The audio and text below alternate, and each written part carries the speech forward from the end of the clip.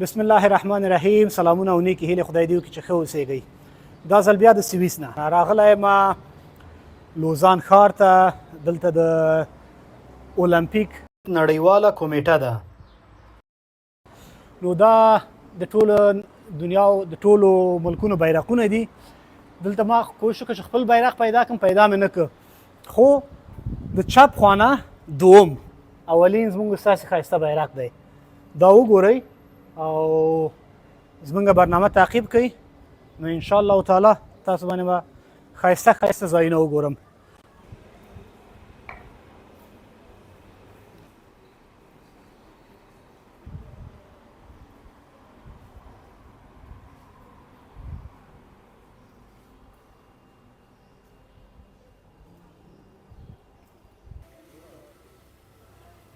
لکه څنګه چې مې مخکې یادونه وکړله، د اولمپیک نړیواله کمیټه د لوزان په ښار کې موقعیت لري. دلته په عامه ځایونو کې د لوبو ترسره کولو او لیدلو لپاره ځینې امکانات هم برابر شوي چې د لیدونکو او سیلانیانو توجه جلبوي او هر څوک کولی شي ورڅخه په وړیا توګه ګټه واخلي. د بیلګې په توګه دلته په عام محضر کې د شطرنج لوبې تخته په ځمکه رسم شوې چې د دې لوبې علاقمندان ورنه استفاده کوي. ما هم له فرصته ګټه پورته کړه او د شطرنج مینوالو لپاره مې ویډیو واخیستله په دې هیله چې خوښه مو شي.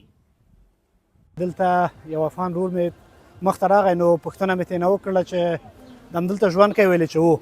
نو اجازه مې ورنه واخیستله. غواړم دوی سره یو لنډه مرکه وکړم.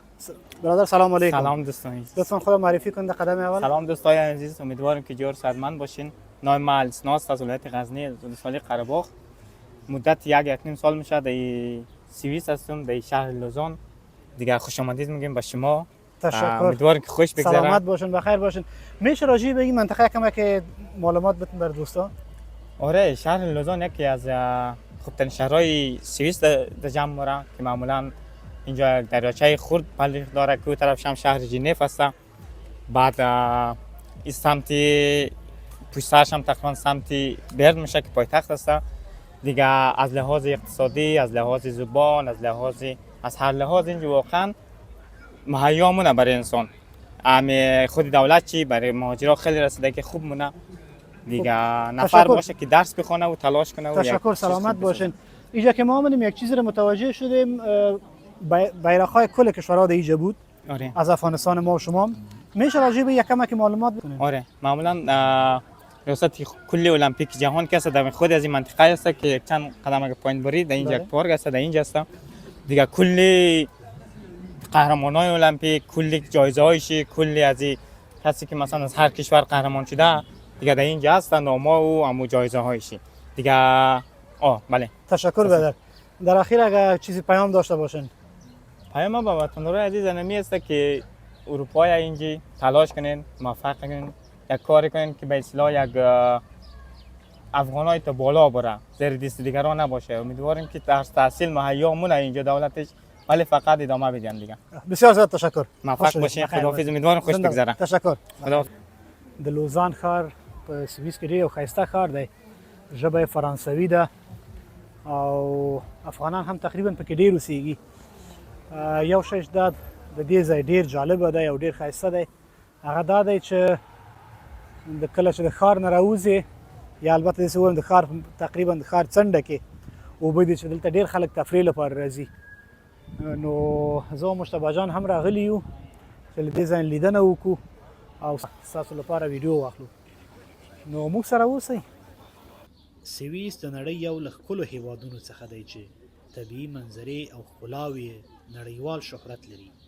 که څه هم دا هیواد سمندر ته لاره نه لري، خو یو شمېر داسې لک یا جهیلونه لري چې د لوړو غرونو تر څنګ یې دې هیواد ته طبیعي ښکلا وربخلې ده، چې تر ټولو لوی او مشهور جهیل یا لک یې د لیمان دریاچه یا جهیل دی چې 83 کیلومتره اوږدوالی، 14 کیلومتره عرض یا پنوالی لري.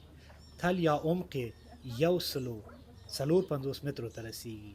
د لیمان جهیل د آلپ د غرونو شمال ته د سویس او فرانسې ترمنځ پروت دی. دې غاړې ته د سویس، ژنیوا، وو او ولې ایالتونه پراته دي چې فرانسوي ژبه کې ورته کانتون وایي. کوم تصویرونه چې تاسو دلته وینئ د وو ایالت مرکز لوزان کې اخیستل شوي دي. د یادونې وړ ده چې د لیمان جهیل غاړې ته د 5 ستوریزو هوټلونو، لوکسو کافي شاپونو، تفریحي ځایونو او ګران قیمته کورونو ترڅنګ ځینې برخې په ځنګلونو هم پوښل شوي دي چې د دې ځای ښکلا او ارزښت یې لا څو برابره کړی دی. د لیمان په جهیل کې د وړو او تفریحي بیړیو سربیره ځینې نسبتا لوی بیړۍ هم تر سترګو کیږي چې د سویس نه فرانسې ته او یا هم له یو ایالت څخه بل ایالت ته تګ راتګ کوي. ځینې سویسیان وایي د لیمان د جهیل ځانګړنه په دې کې ده چې هیڅ کله په یو رنګ نه پاتې کیږي، هر وخت چې ورته ګوري یو رنګ یې خپل کړی وي. دا و د لیمان جهیل په اړه باندې لنډ معلومات. زموږ د نن ورځې خپرونه په همدې ځای پای ته رسیږي. تر بیا چې په بله خپرونه کې ستاسو چوپړ کې حاضرېږم، تاسو پاک او مهربانه رب سپارم. خدای مو مل شه.